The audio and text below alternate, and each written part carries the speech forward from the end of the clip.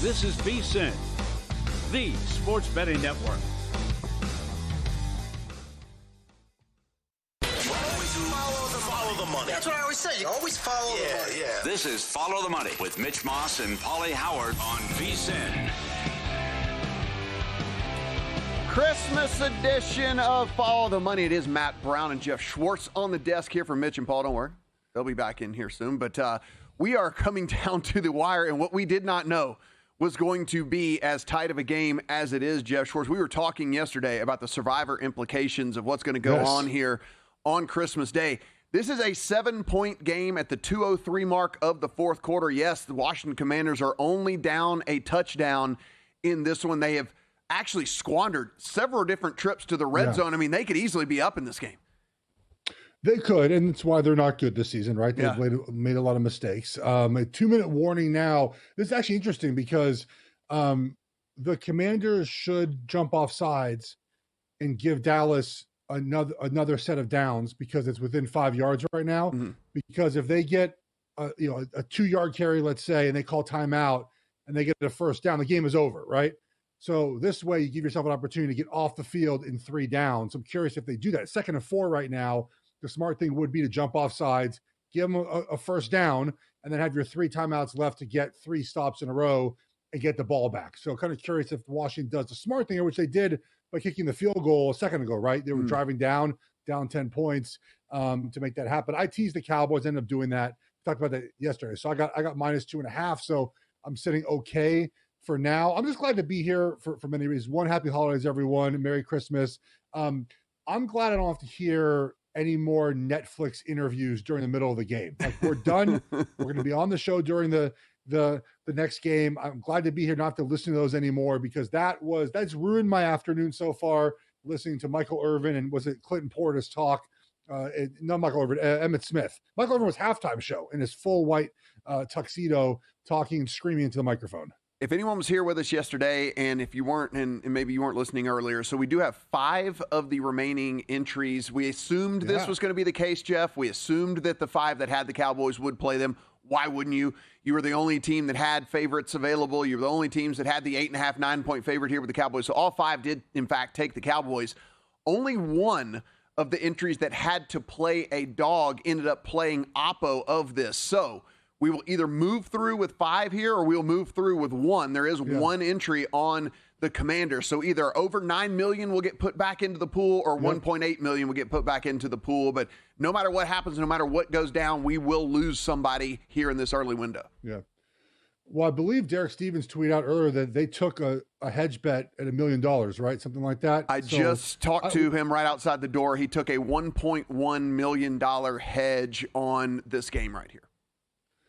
On what side? Do we know which the one? It was the people that took the Commanders. Yeah, the people that took the Commanders put 1.1 on the Cowboys. Oh man. Yeah. I assume that's a line of credit. They didn't walk in with $1.1 million in cash. That is the great thing here. That is the great thing here about Derek and Jeff Benson and whatnot. They welcome you to come in, and if you want to take out a big line of credit, they know you're good for it. They know you're good for it. So, they took out the line of credit, and 1.1 on that one. But it gets very interesting, though, as we move forward, because, again, as the Cowboys are sitting here trying to maybe ice this thing, they're going to be 3rd and very short. And if they can get the first down, then they will end up winning this thing. If they do, it will, unless they break it, they will not cover. This got as high as 9 this morning, as you and I watched it yesterday kind of move a little bit as well. And so the Cowboys money continue to roll in. Yeah, this is a bad decision by them to not give Dallas the first down, because now a first down ends the game. Where if you jump off sides, you give Dallas 3 new set of downs essentially. You can call timeout after stopping them on 3rd down and get a punt. Now, if Dallas gets 1 yard here, the game is over. Now you can of course stop them on this 1 yard, but they've been gashing them all day, and they are going to pass the ball here. And Dak gets the first down. So that'll be it. Pickens gets out of bounds like a dummy. What are we doing, man? Why are you getting out of bounds?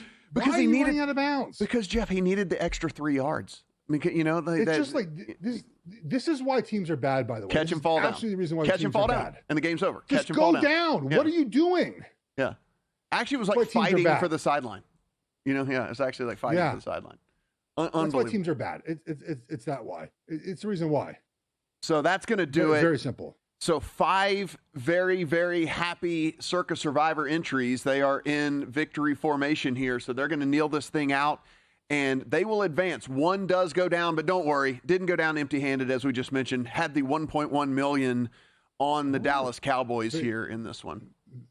They ruled forward progress stopped before he went out of bounds. Okay. Because Commander had to call timeout, which, sure, whatever you want to say, officials.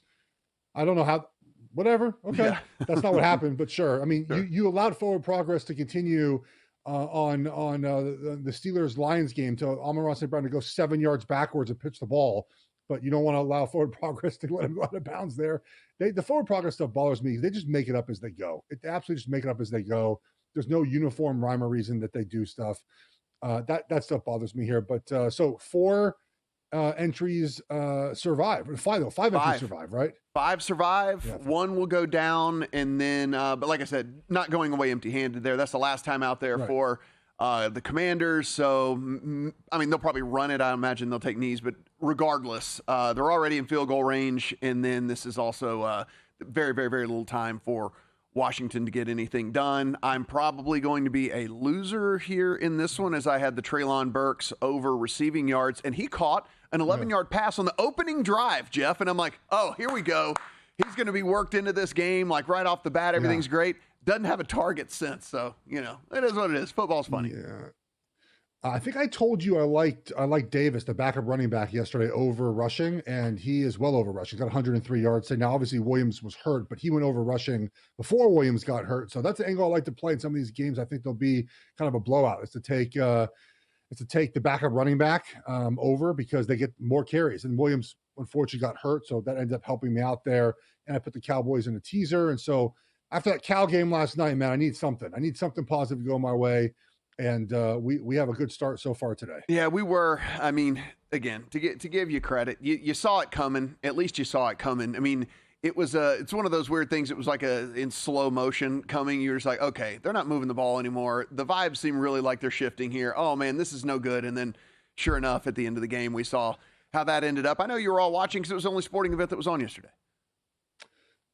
I unfortunately know too much about Cal. My brother went to Cal. I've covered the Pac-12 for years, obviously in the ACC now. I've watched a lot of Cal football, and that was a Cal football game. I had somebody even tweet me like, they do this 4 times a year. I'm like, yeah, that's about right. 4 times a year they have a game like that. So obviously Tosh Lapoy's job now is to fix that. The one thing I just don't like the people that get on the internet and start bragging about like how they were right about the Hawaii, that they took Hawaii. That was the right side at the final play of the game. Yeah. Right. I just, that frustrates me. Yeah, it's being results oriented for sure. With the way that ended up, but it was, I was feeling for you, buddy. Cause that was brutal there at the end. Dak Prescott is going to end up with throwing for 307 yards. So he's going to go over his total there. And that one, 2 touchdowns and no picks for him. He was sacked 6 times in this game, but when it's all said and done, does go over the 300-yard mark. As you mentioned, Malik Davis takes over for the injured Javonte Williams. He goes for 103 yards. So if you did take any prop for him, obviously covers any and all numbers in that one. That last little catch that we were kind of scratching our head about, that it seemed like that George Pickens was fighting for the sideline. That actually did get him over for the game as well. That got him up to 78 yards. CeeDee Lamb, despite 5 catches, is going to go under at 46 yards for him. And then, of course, Jake Ferguson gets injured in this one as well. He has 1 catch, and if he had any time touchdown, good for you. It was a touchdown catch, but after that, he had to leave the game. So a couple of big injuries there on the Cowboys side in this one, and that's going to do it. 30-23. Cowboys win. If you have money line, good for you. Do not cover, as the Commanders keep this thing within the 8, 8.5, 9, whatever number it was that you got. Yeah, there was, we talked about this yesterday. There was no chance I was taking Dallas to cover this game. I did think that they would maybe cover like easier than what happened in this game. And their offense scored 6 points in the second half. They just went in a shell. They didn't run the ball enough, in my opinion. It just wasn't good enough in the second half from them offensively. The Commanders fought, but the Cowboys defense stinks. I mean, people were trying to convince us like a month ago the Cowboys defense was good. because they play well against Kansas City, and they didn't. They got all 28 points. Was silly to me. I never believed it, and they keep showing you they're not good on defense. Commanders fought here. The next game coming up is the one that I think we're going to see an upset in. So, I don't think we're going to have a straight three money line parlay winner today of all the favorites. I know that's probably a favorite of people. Maybe you threw in a basketball wager as well on that parlay, but I don't see that happening. I think the Vikings in this next game can get it done. On the prop side from the Commanders, if you played any Krosky Merritt, any Bob Krosky Merritt stuff. So this morning, Rodriguez gets ruled out with an illness, and so that just propelled Merritt into the kind of workhorse role there. Now, they didn't have the luxury of running it a ton, but fortunately, one of the runs, he only had 11 carries. One of them went for 72 yards, so that gets you over any and all numbers there. His rushing prop gets home, 105 yards and 2 touchdowns for him. Deebo Samuel goes over his rushing prop on 2 carries as he gets to 25 yards, 68 receiving for him, 63 receiving for Terry McLaurin in this one. But Josh Johnson only throws for 198, so not a lot to go around there. Yeah, I'm not surprised. The Krosky Merritt went from about 28, 29 up to like 60 immediately when that news came out that Rodriguez was going to be out. Not when he was inactive. They said, I think it was illness, right? Like illness, and it didn't really move very much, and he was out, and it rose up. So hopefully when that first news came out that he moved to the probable or doubtful list, you're able to cash in on that. And the Commanders lose again, man. I mean, look, they're going to have a better draft position. This is kind of the spot they want to be in. They don't want to lose division rival, obviously, but getting the draft pick is what they want. Yep, 30 to 23 Cowboys over the Commanders. Do not cover the number there. It does go over the total. All things Detroit and Minnesota when we come back here and follow the money.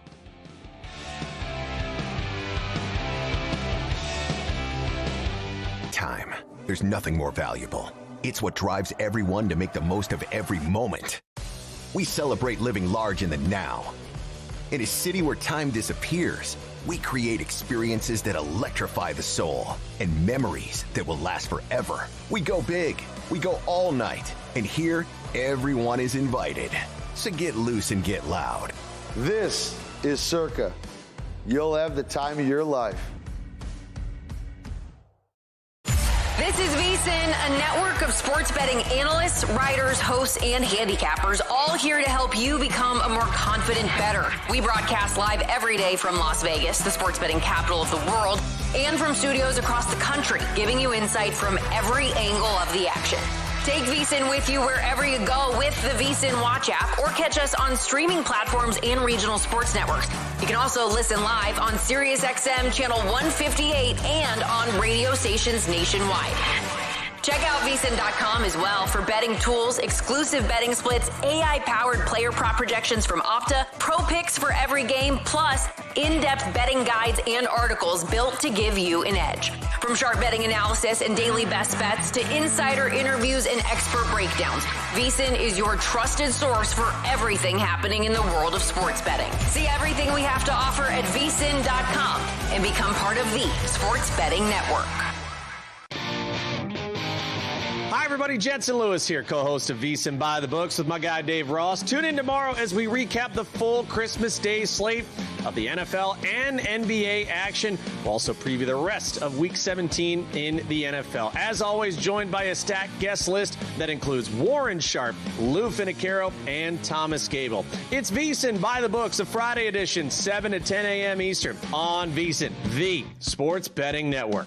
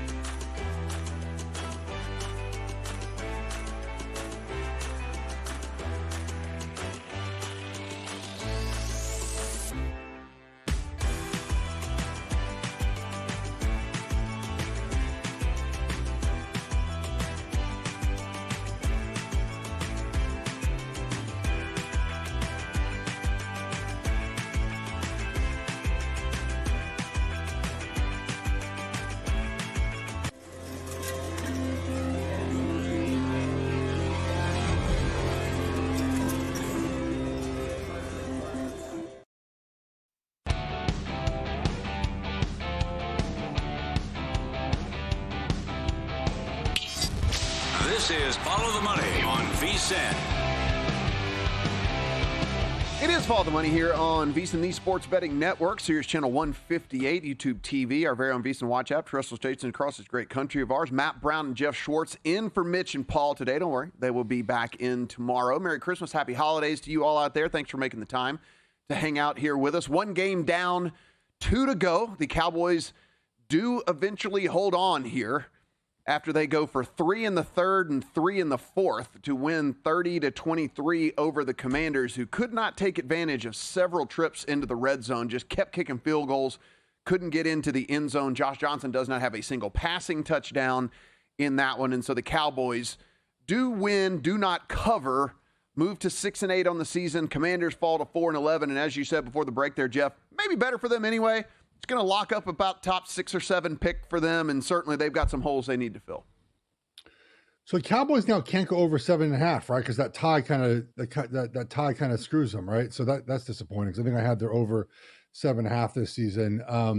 But the Cowboys' offense under Dak has always been good, right? And we saw that again this year. They're 7-8-1. So I still got a chance. Still got a chance. One more week against the Giants to go over their win total. Look, the Cowboys offense has been good when Dak has been healthy. His entire career, it's been that way. The question is, do they ever put enough pieces around him to make them an actual playoff contender to win a championship? The answer so far is no, especially on defense. They have to get better on defense to give him an opportunity. Look, Brian Schottenheimer has been better than I thought he would as a head coach. He's mostly just designed a good offense. The offense is efficient. He's used the weapons around him. The Pickens addition was huge, but do you pay Pickens? I'm sort of against paying 2 wide receivers, but the impact that Pickens had this season was so grand. Also, though, it's a contract year. Do you get good Pickens after you pay him? That's something that you always have to weigh as well. Can you find someone in the draft to take that production? The other question Dallas has to answer this year to get into the postseason and be where they want to be. So we have a game kicking off here in about 15 minutes. The Lions and the Vikings. I'm watching my screen light up. It's kind of toggling back and forth between 7 and 7.5 out there right now in favor of the road Lions. 45.5 is our prevailing total here in this one. Jeff, as we mentioned, this one a little bit of a chance for the Lions to make the playoffs. So they do still have something to play for. It's about a 15-16% chance, depending on what probability calculator you look at out there. They need to win out. They need the Packers to lose out in order to get into the postseason here. Taylor Decker out in this one. Avonte Maddox is out. David Montgomery was questionable with an illness. He is going to go, and I guess is expected to get his usual workload. So it might have been just one of those things where they felt they needed to add him in case he woke up and felt worse this morning. But, of course, on the real big news here in this one is there is no J.J. McCarthy. It will be Max Brosmer yet again here for this Viking squad. And that said, you're not too worried about it being old Brosmer back there. The Lions defense is not good. Like that's part of it. Why, right? So you have a defense that's really beat up in the secondary and has not been good now for a couple of weeks, maybe a month or so, right? I mean, look, I go down. They allowed 29 to the Steelers, whose offense is a little challenged, right? 41 to the Rams, 30 to the Cowboys, 31 to the Packers, and 27 to the Giants with Jameis Winston. Like, this defense is beat up. They're not as good now. It's just not really like a pro Brosmer take, but I think that now getting his third real game experience, a second start, that you can scheme up enough things. I trust Kevin O'Connell. They have good weapons around Brosmer, and the Lions defense just can't stop anyone, right? And on the flip side, the Vikings defense is still playing hard, right? They might be out of it, but they've played well. They limited the Cowboys, who we've seen score a ton of points, right? To 26 points. Now, the Commanders game, they shut them out. That's not really fair because, Daniels only played like half a game. But before that, when Daniels was in, they were playing well. Like, the defense is still playing hard.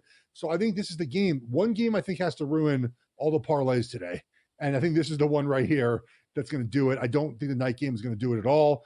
Even though the Chiefs totals ticked up, I don't know. Maybe it's just because people want to bet overs in games. So I think +7 here for the Vikings would be a way to play this game.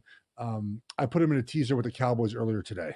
Yeah, one of the interesting things about this one is, we do know what we're going to get from this Vikings defense. Flores blitzes a ton, basically always has the top blitzing defense in the NFL.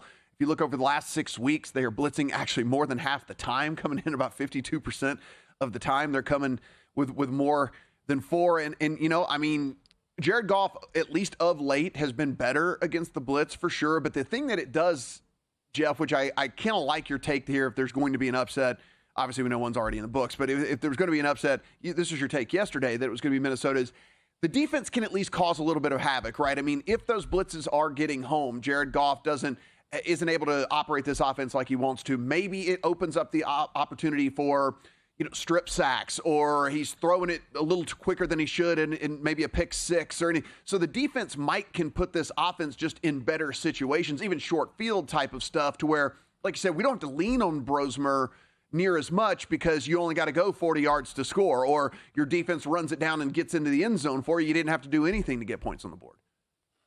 Right. And look, the rushing defense for the Lions, they allowed both Rams running backs to have 2 weeks ago 78 and 71. Last week, Warren had 2 long rushing touchdowns, plus Gainwell, I think, added about 50 yards. The Cowboys game, Javonte Williams only had 12 carries, but had 67 yards. They've allowed a ton of rushing yards. Like, this is not a good defense. So to your point, if you can run the ball well and then tack on some play action passes, just some easy stuff for Brosmer to do, you can control the tempo and what this game is going to be. Like that's the key, right? If the Lions shut down the run and Brosmer's in 3rd and long, and those situations where you kind of don't want him to be in, that's where you're going to have trouble. Obviously, that's where you want to avoid that. But I think they can run the ball on early downs and then play action pass, move the pocket, kind of do things like that to give some easy completions for Brosmer. Of course, look, as you said, a couple turnovers would be nice. I mean, that's wishful thinking. The Lions don't turn the ball over very much, but that would be very helpful.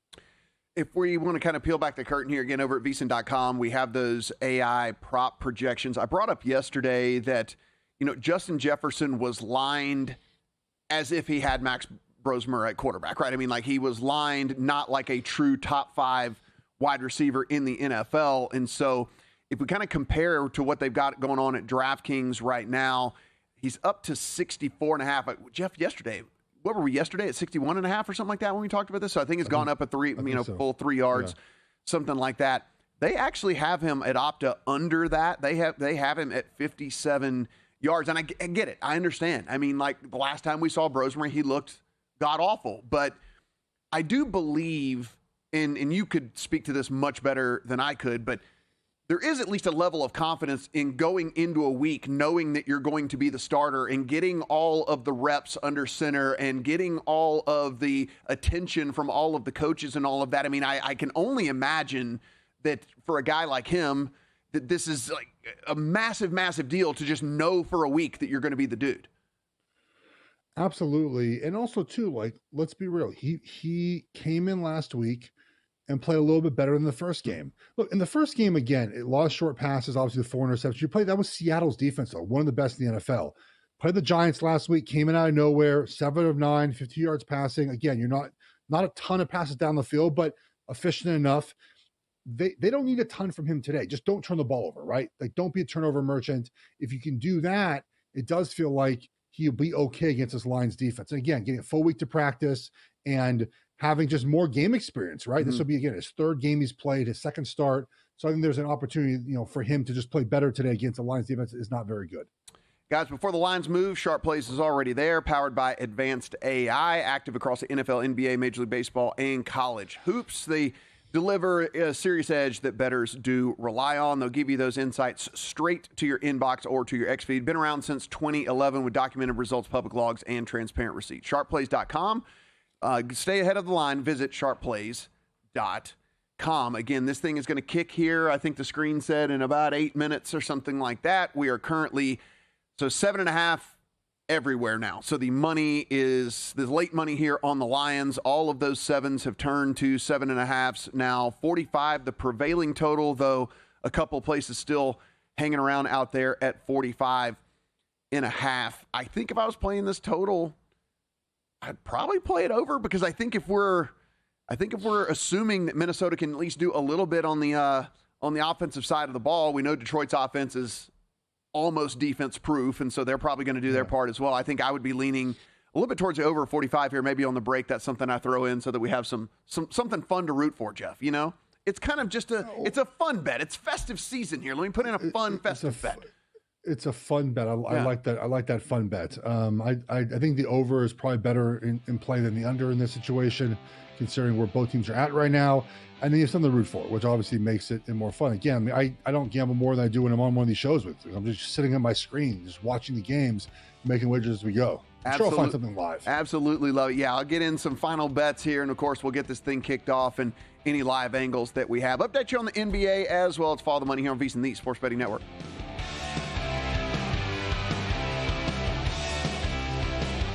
Got a good thing coming, just wait and see. It's a good.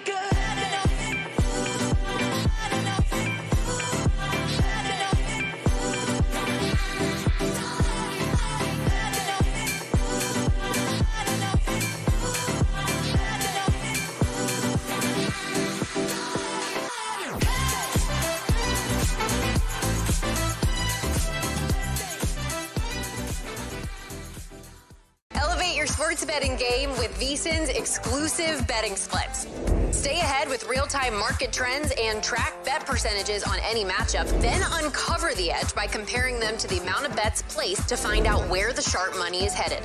Upgrade to VSiN Pro to access betting splits, live odds, line moves, power ratings, and in-depth game analysis.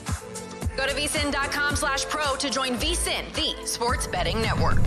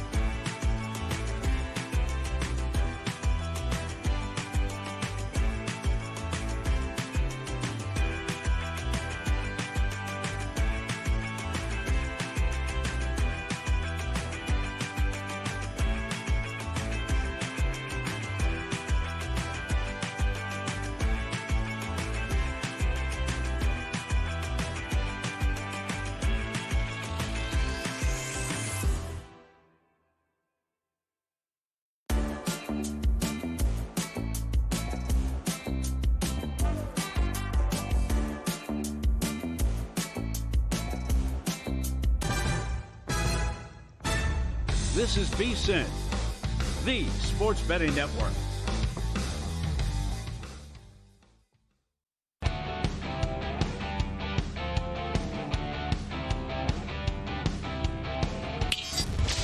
This is Follow the Money on VSiN. Follow the Money here on VSiN, the Sports Betting Network. Matt Brown and Jeff Schwartz in for Mitch and Paul. Happy holidays to everybody out there. Thanks for being with us here. We're moments away from kickoff here in our second game between the Detroit Lions and Minnesota Vikings. This is 7.5 in favor of the Lions on the road. 45.5 now pretty much everywhere. See, we're moving markets out here, Jeff, saying that we lean towards an over. I love it. So 45.5 everywhere. Yeah, we know that's definitely us. But 45.5, I did throw a small little over on the 45, and I did a small little 62.5 over on Justin Jefferson as far as his receiving. Gives me something to root for here, guys, because guess what? I know there's going to be a lot of people that will tell you that you can only make bets that are positive EV and the word. You know what? We can have fun sometimes too. And I'm just having fun. It's a fun bet. It's a fun bet, Jeff. I'm going to be watching the game. I want to sweat something. I have a fun bet in. As long as you do it responsibly, who cares? Yeah, I had one last night for the Cal game. I missed by one touchdown by Tron Grizzle. I mean, I lost other wagers too, but I hit the running back over at least. But yeah, I mean, just have fun with it, and do responsibly. And yeah, I mean, there's no positive EV on a parlay you make 30 seconds before the start of the game. So the Vikings are wearing their all whites. I don't like their all white uniforms. Yeah. I don't know if that matters at all. They're wearing aren't these like their snow uniforms or ice uniforms, whatever they are? Yeah, it looks like so something's going on with the crowd too. It seems like everyone's in white as well. Well, yeah, it's like the day where when they match, it's their whatever they call them, ice uniforms or something. So they're wearing their ice uniforms, and Lions are wearing their all blacks. So here we go. We got some alternate uniform day. Yeah, it's going to be it's going to be a fun game regardless. And as we said, we are definitely sweating this one as well. The 10 remaining entries in Circa Survivor, we had 6 of them on the first game, 5 on the Cowboys, 1 on the Commanders. So we are definitely losing at least 1 entry. 4 are on the Vikings. If you don't know the backstory here and go, wait, what do you mean? Why are they on the Vikings? Only 5 of the 10 entries had a favorite left to take this week. All 5 took the Cowboys. That was the only those were the only entries that had a favorite.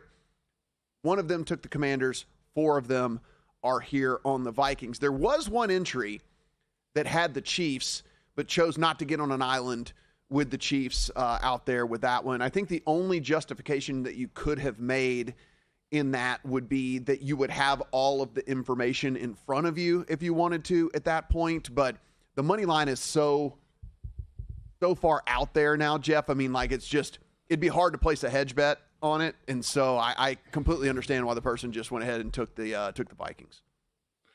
There is a chance the Chiefs don't score today, so I think it's the right decision to go with the Vikings. Yeah, and that. I told you their total was 10.5. I bet it at under 10.5 this morning. It went up to 12.5. I don't know why. Who is betting the over on the Chiefs today? They don't have a quarterback.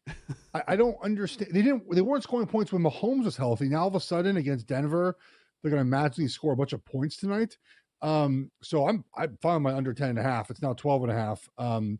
I would play Minnesota in this spot. Again, you still have a side of the ball playing well in the defense. You hope you can get enough from the offense against a bad Lions defense. So I think this is the right decision if you had Minnesota to play them, if that was the only option here. And good luck to the people on the Vikings in this game. I'll be rooting for them. Yeah, I mean, look, there's very slim hopes for the Lions to make the playoffs. Obviously, I mean, it would be there is something for them to play for here, but even they have to know that it's slim to none that they're going to get in as well. And so, hey, if you're the Vikings, go out there and ruin your rivals' slim chances of making the playoffs. That's a reason to be a little motivated. Look, I say this quite often. I forget who I learned this from, but if you have to win a game, a must-win game, you must not be very good, right? And the Lions are having to win a must-win game, right? Because they have not played the style of football they played last year, and it's been sloppier this year. It's been worse on defense, and that's why they're in this spot. They're in a spot where they have to win because they're not as good as they were last season, and they have not lived up. We just saw a game featuring 2 teams with nothing to play for. They played hard, man. Yeah. The Vikings are gonna play hard today in this stadium. one of the things where it's showing the outside stadium now. Obviously, it's domed. I think football should be played outside, but then you see all the bad weather. You're like, okay, inside's okay. Yeah, I don't. I hate the cold.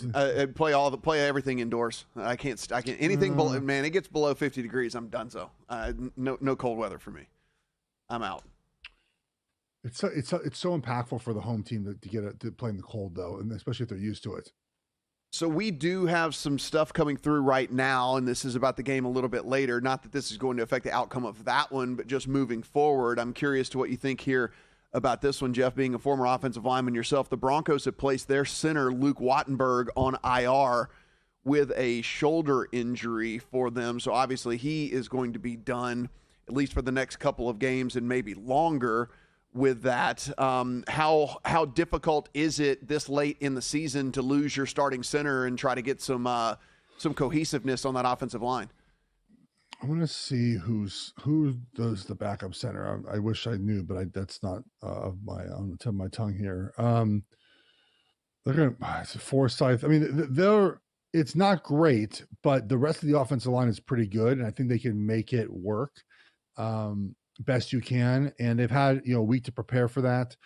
The Chiefs' defensive line is not one that you have to worry about outside of Chris Jones, and Chris Jones is very hit or miss. Some games he looks great, other games he doesn't. So I think you're okay in this one, but obviously if you don't get him back for the postseason, it's not great for that to happen. But at least you know now, kind of get through the next couple of weeks and reevaluate come postseason time. So Josh Duhamel was doing the leading the skull chant for them. That's actor, right? Yeah. It's pretty fun. I played for the Vikings for a year. The skull chant before the game is pretty fun. I didn't play at this stadium, but it's pretty cool. Pretty cool idea. Interesting. He is from North Dakota, but I'm going to guess maybe he did he go to school in Minnesota or something? Well, I guess maybe if you're from North Dakota, that would just be your team. You're a Vikings fan. Yeah, that would just be your team. Yeah. Is he still married to Fergie? He went to what? Is he still married to Fergie? No, not still married to Fergie. No longer. Do we have someone? R.I.P. We have someone on the staff. Yeah, R.I.P. Fergie. R.I.P. celebrity marriage. He's not married to Fergie. They got divorced a while back. He has a new wife. Yeah, he's already got a new wife. Yeah. He went to Minoit State. Is that how you say it? And that's somewhere up there too. North Dakota, though. Yeah. In North Dakota. So he maybe grew up a Vikings fan because you're in North Dakota. Yeah, that's that's got to be it. Whew. Yeah, cold. It's gotta be cold. Football can be played indoors as far as I'm concerned, man. This is just no good. So we do get injury. Jeez, so yeah, I was going to say we do get a kickoff, and on the very first play, was it the actual returner? Yeah. Oh, he just kind of went down on his own. Oh, he got no. It just looked like he went down on his own. Miles Price goes down for the Vikings here. They will take the ball first in this one. Again, we kicked off at 7.5 in favor of the Lions, 45.5 the prevailing total out there in this one. So as soon as we get real action going, we'll keep you updated here on what's going on. But over in the NBA, we do have some action that's going on, and 10-point lead, under 10 minutes left in the fourth quarter. Yeah. The Spurs over the Thunder. Yes, the Thunder are losing to the Spurs again. Now there is still, 10 minutes to play. This could go away, but boy, this Spurs team. Wembanyama, I say this every single time that I get the opportunity, but watching him do what he does at his size and his age, I can only imagine, always barring health, but I can only imagine what he's going to look like in 3 years. That's going to be incredible. Yeah. It's like watching Alien play basketball. It's unbelievable. And I have this OKC 23-1 ticket to break the record, the 74 wins. And the Spurs are single-handedly costing me this wager. Now, the NBA Cup game doesn't count, but if they win this game and pull this out, that'll be your third win in a row against the Thunder in just a span of about 2 weeks. And again, the Cup game doesn't count. So really just two losses, back-to-back losses, by the way. The first game was close, a 2-point win for the Spurs. The last game in San Antonio was a 20-point win for the Spurs. OKC missed a bunch of shots in the third quarter. It wasn't like the Spurs were doing anything defensively, but they come out fast here to start the fourth quarter and see if they can come back. Yeah, this is a rare off-shooting night for SGA, 6 of 16 from the floor here in this one. He only got to 20 points because he's 7 of 8 from the free throw line. So of course he is. Yeah, it gets that going. So a rare off-shooting night for SGA. Caruso off the bench, who usually is a little bit of a help as well, is 2 of 11, including 1 of 10 from 3. If at first you don't succeed, try again and again and again and again and again and again. 1 for 10 from 3 firing for Alex Caruso there in that one. Again, we are off and going here, Detroit and Minnesota. We'll keep you updated, and of course, the end of this NBA game as well. It's VSiN, the Sports Betting Network.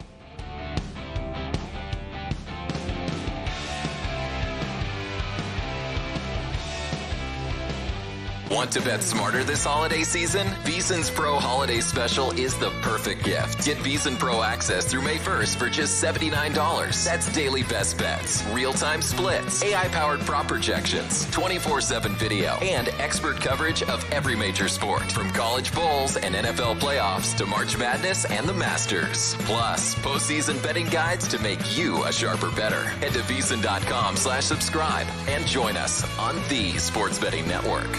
Check out Stormy and JVT on Money Moves, only on VSiN. And maybe that's why they wouldn't, because they're the Giants and they don't do things that make sense. Out of all these divisions, this is the one that I am the most curious about, because I do think there are positive signs for the Bears. They'll take you on a fun, fast-paced journey, weaving in everything you need to know to make an educated bet, while also not shying away from the excitement of a same-game parlay sweat. Money Moves, weekdays at 2 p.m. Eastern on VSiN, the Sports Betting Network.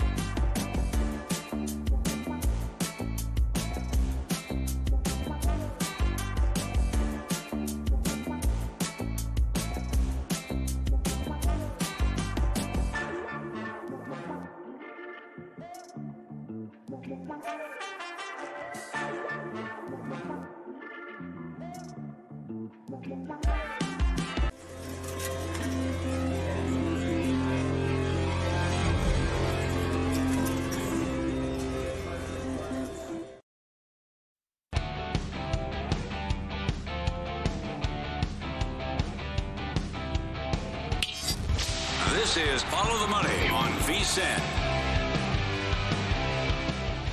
Follow the Money here on VSiN. Matt Brown, Jeff Schwartz. Happy holidays to everybody out there as the Minnesota Vikings' first drive left a little bit to be desired, Jeff, if you had a +7.5. That being said, they just get to Jared Goff, so good on them.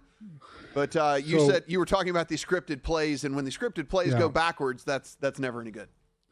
Well, if they won the toss and took the ball, I'm team defer all times. Harrison Smith just got the sack. He was in Minnesota when I was there in 2012. I was explaining this to my wife when they were on national TV the other day.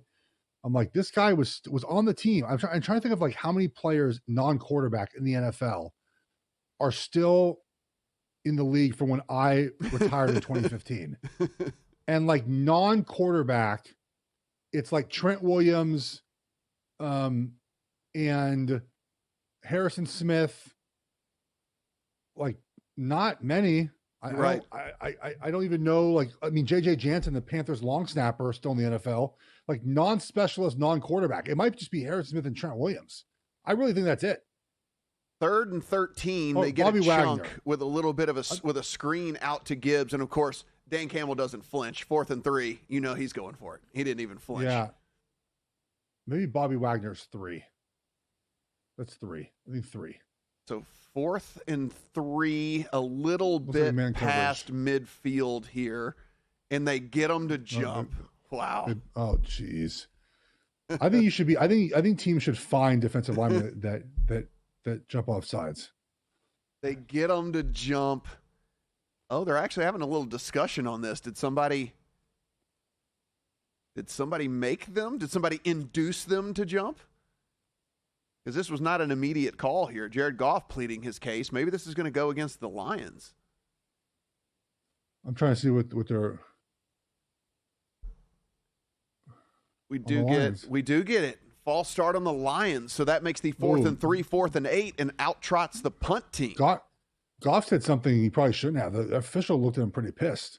I feel like Goff is a Phillip Rivers type though. Like Goff. What do they call? What's the penalty on? So I'm gonna guess. You know how the center. You know how they say if you lift it too fast. You know. Like if you lift your head too fast. Oh, jeez. How do I rewind? Come on, Netflix. This is frustrating.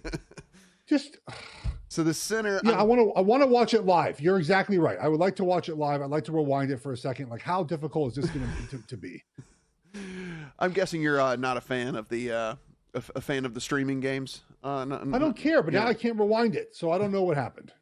So that was what that did do. Why be streaming if I can't rewind a play? I'm with you. It seems like everything should be easier than it is. There's no doubt about it. So it looks like that is going to be one of those kind of lame center races his head too fast deals, and so that's dumb. So they get the 5-yard penalty, and then the 4th and 3 becomes 4th and 8. So they do go ahead and punt that thing away. Interesting.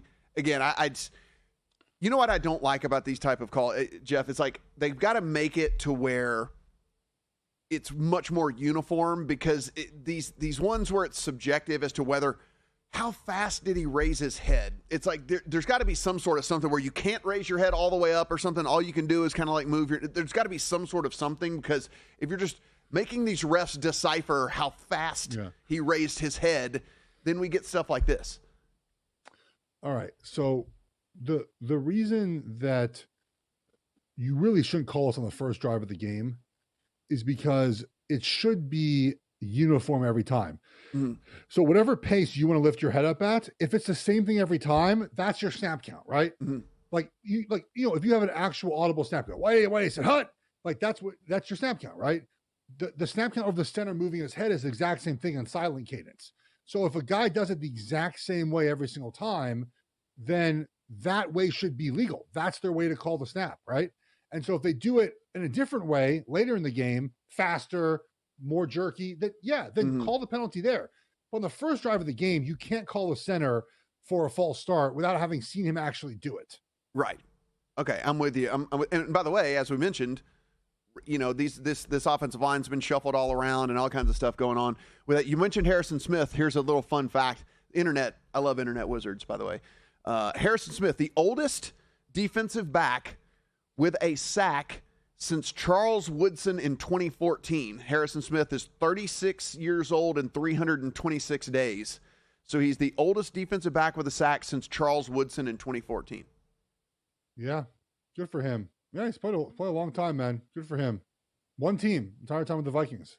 We are monitoring this Spurs and Thunder game, and I can tell you right now, we are now at the 6-minute mark, and the Spurs have extended that lead. It is no longer, it's out to 13 now over this Thunder team, where we were looking at 10 a few minutes ago. So we'll see if the Spurs can hold on again. They're sitting 22-7 on the season, 26-4 on the Thunder.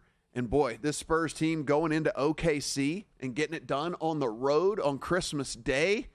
Everybody's watching. Spurs might be hell, man. There's still minutes restriction on Wemby right now. There's probably better days to come for them even. I think sometimes in the regular season, you could point to some of these games and say to yourself, well, the other team doesn't care about this game as much, right? That's certainly fair. But OKC is trying to break the record. Like they've talked about it. They want to break this record. And they've now lost to Spurs what appears to be 3 straight times. So you're beating OKC when they want to play as best as they can. They missed a ton of shots in the third quarter. It was a low-scoring third quarter. And yeah, I mean, if you're able to continue to do this, you're certainly a threat in the West. Obviously, the playoffs are a different animal than the regular season. And the Spurs still have time to add a piece, right? They have time to add a piece if they need to and make a run. Look, Wemby, we all know, is not a regular human. I mean, he's all 7'5". It's shouldn't look this way from a guy like that, but it does. And when you have a piece like that, man, you're going to be set.